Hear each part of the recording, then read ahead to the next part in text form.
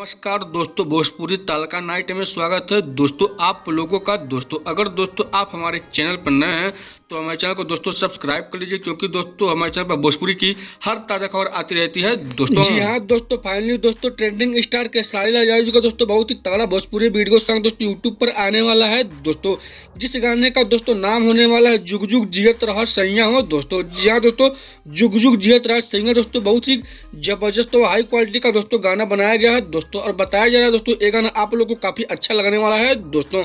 वहीं दोस्तों इस गाने के राइटर का दोस्तों नाम है कृष्णा बेदर्दी जी दोस्तों। जी हाँ दोस्तों, और गाने में दोस्तों म्यूजिक भी दिए हैं कृष्णा बेदर्दी दोस्तों। और बात करते हैं दोस्तों इस गाने को आप लोग को किसके आवाज में सुनने को मिलेगा, तो उनका दोस्तों नाम है प्रियंका सिंह जी और खेसारी लाल यादव जी दोस्तों। और हाँ दोस्तों, एक गाना दोस्तों फिल्म का गाना होने वाला है, जिस फिल्म का दोस्तों नाम है डंच।